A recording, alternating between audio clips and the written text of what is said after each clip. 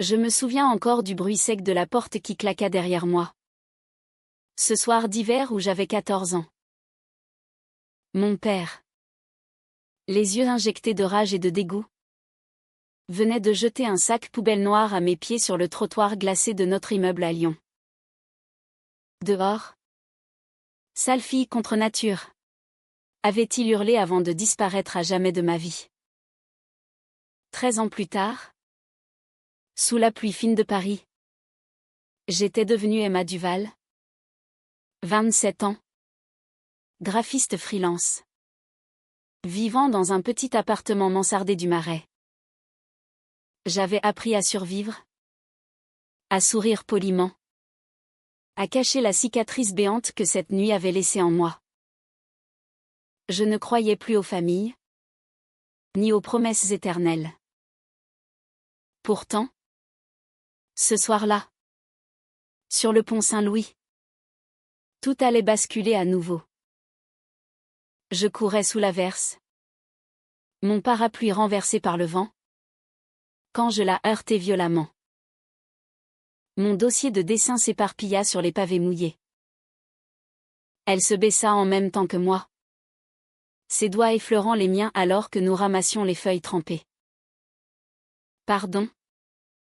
Je suis tellement maladroite, murmura-t-elle d'une voix chaude, presque musicale. Je levai les yeux. Et le monde s'arrêta. Elle avait 30 ans peut-être. Des cheveux blonds ondulés cascadant sur un manteau camel élégant.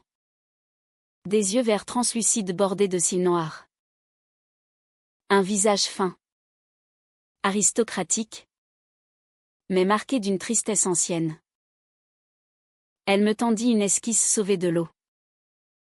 Vos dessins sont magnifiques, dit-elle doucement. Je bredouillai un merci. Elle sourit.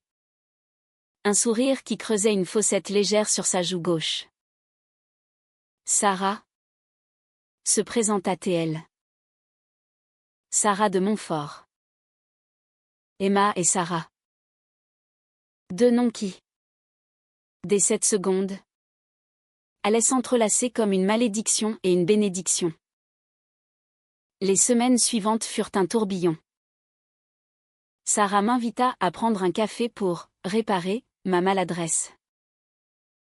Le café devint dîner. Le dîner devint promenade nocturne le long de la Seine. Elle parlait peu de sa vie. Seulement qu'elle était avocate spécialisée en droit de la famille. Qu'elle vivait seule dans un bel appartement haussmannien du 7e arrondissement. Qu'elle avait grandi dans une famille noble mais froide de la région bordelaise. Je lui racontai tout. Ou presque. Mon expulsion à 14 ans. Les foyers. Les familles d'accueil. La reconstruction lente et douloureuse. Je lui dis que j'aimais les femmes. Sans détour. Dès le 3e rendez-vous. Elle écouta. Hocha la tête. Posa sa main sur la mienne. Moi aussi.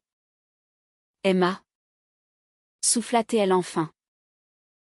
Ce soir-là. Sur le pont des Arts. Elle m'embrassa pour la première fois. Un baiser timide. Tremblant. Comme si elle craignait de briser quelque chose de fragile. Je sentis des larmes sur ses joues. Je crus que c'étaient les miennes. Nous devînmes inséparables. Sarah m'ouvrait des portes que je n'avais jamais osé imaginer, exposition privée. Dîner chez des amis cultivés. Week-end dans sa maison de campagne en Normandie. Elle m'offrait des livres rares. Des fleurs livrées discrètement. Des regards qui me faisaient fondre. Je me surpris à rêver d'un avenir stable. D'un « nous » durable. Pourtant, parfois, son téléphone vibrait et elle s'éloignait pour répondre. Le visage fermé. Parfois, elle annulait nos rendez-vous à la dernière minute, prétextant des dossiers urgents. Je mettais cela sur le compte de son métier exigeant. Je ne voulais pas douter. Pas encore. Un soir de mai. Alors que nous étions allongés sur son grand lit. Lumière tamisée. Elle murmura contre mon épaule. J'ai quelque chose à te dire, Emma. Quelque chose de lourd. Mon cœur se serra. Dis-moi. Elle se redressa. Alluma une cigarette, chose rare chez elle, et fixa la fenêtre. J'ai été mariée. Le mot tomba comme une pierre dans l'eau calme. Mariée? Répétai-je. La gorge nouée. Oui. À un homme. Pendant 5 ans. Ça s'est terminé il y a 7 ans. Divorce difficile. Il ne l'a jamais vraiment accepté. Je restais silencieuse. Le mariage avec un homme ne me choquait pas en soi, beaucoup de femmes lesbiennes ou bisexuelles avaient eu ce parcours. Mais quelque chose dans sa voix, dans son regard fuyant, me glaça. Pourquoi tu ne m'en as jamais parlé avant? Parce que j'avais peur que tu me juges. Ou que tu partes. Je la pris dans mes bras. Je voulais croire que c'était tout. Mais ce n'était pas tout. L'été arriva. Brûlant et lourd. Nous passions nos week-ends à Deauville, dans la maison de Sarah. Elle semblait plus détendue là-bas. Loin de Paris. Loin des appels incessants. Je commençais à travailler sur un projet important, l'identité visuelle d'une grande association LGBT. Sarah m'encourageait. Fière. Un soir, alors qu'elle dormait, son téléphone vibra sur la table de nuit. L'écran s'alluma. Un message. Par réflexe, je jetai un œil. Tu lui as dit pour Chloé? Elle a encore demandé après toi aujourd'hui. Mon sang se figea. Chloé. Un prénom d'enfant. Je reposai le téléphone. Le cœur battant. Quand Sarah se réveilla, je ne dis rien. Pas encore. Les jours suivants, je devins nerveuse, distante. Elle le remarqua. Qu'est-ce qui ne va pas? Mon amour?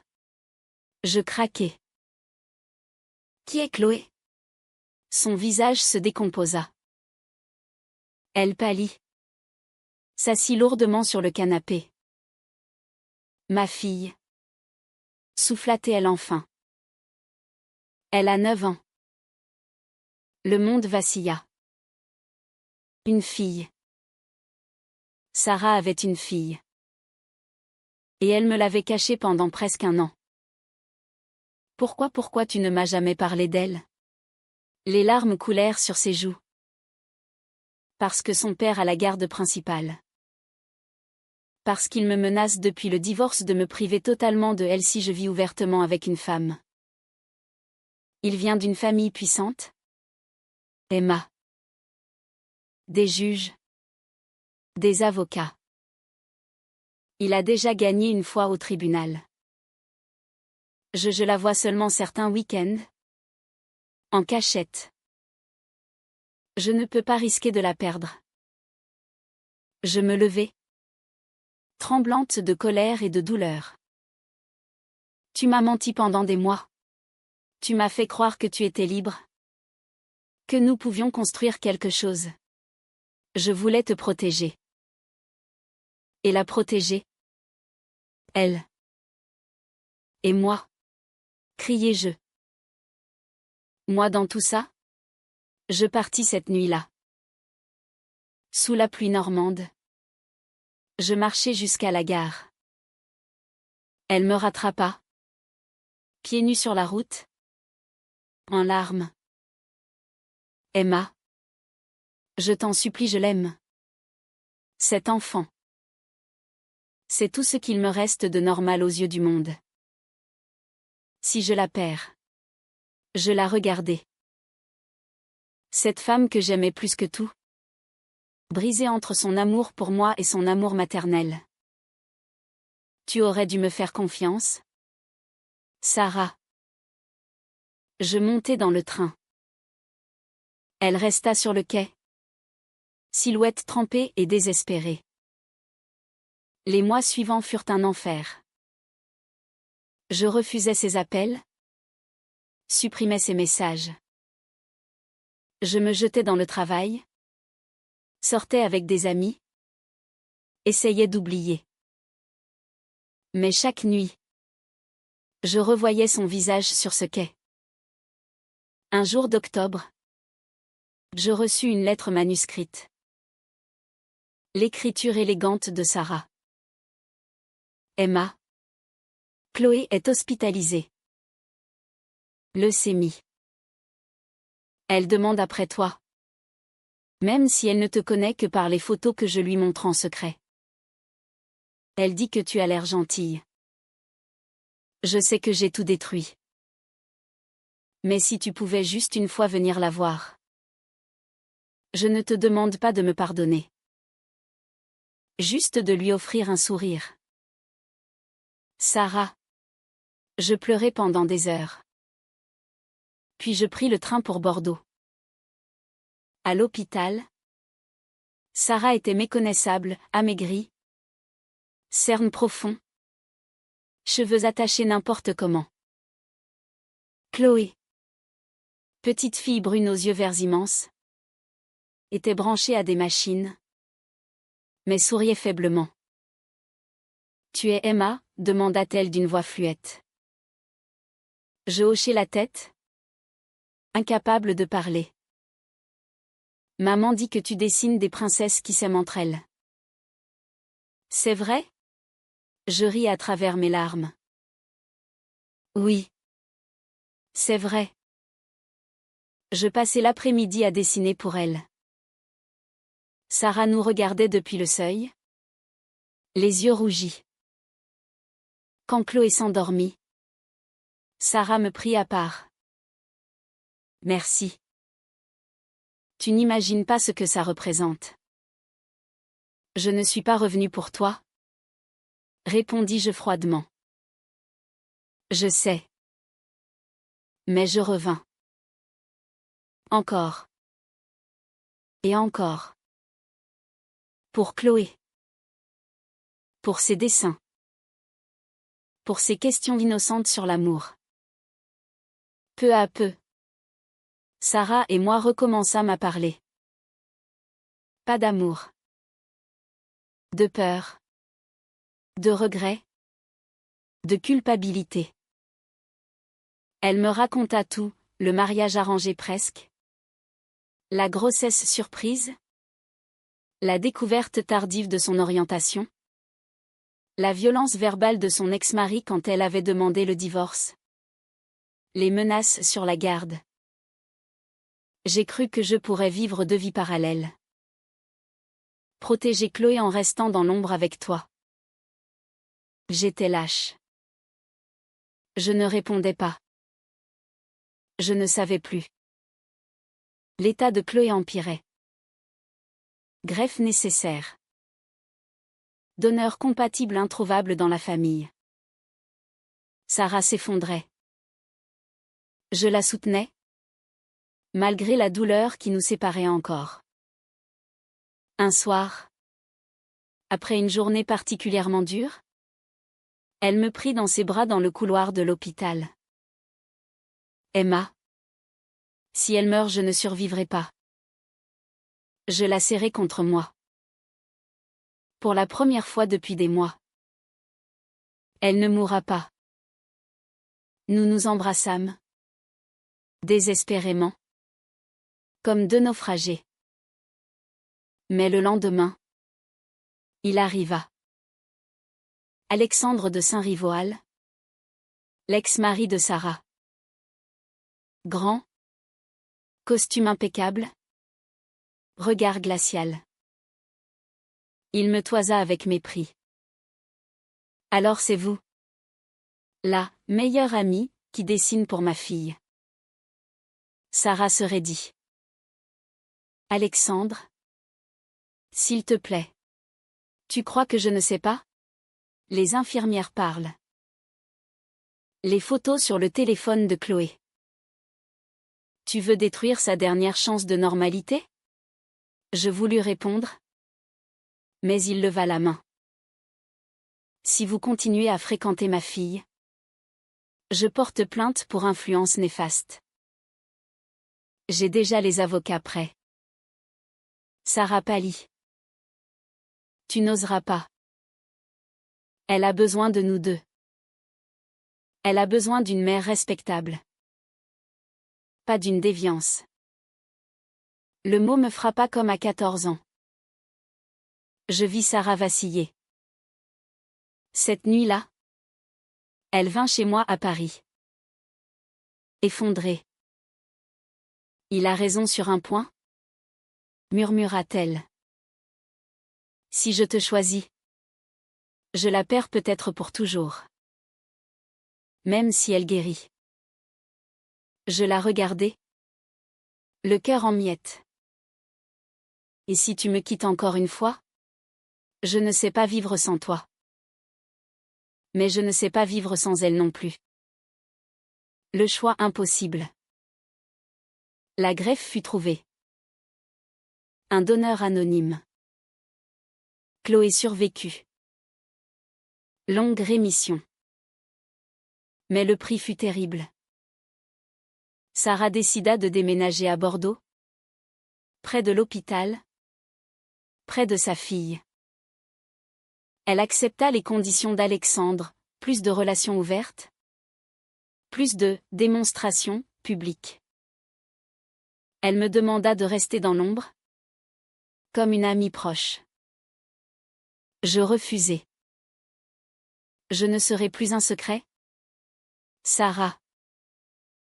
Je l'ai été assez dans ma vie.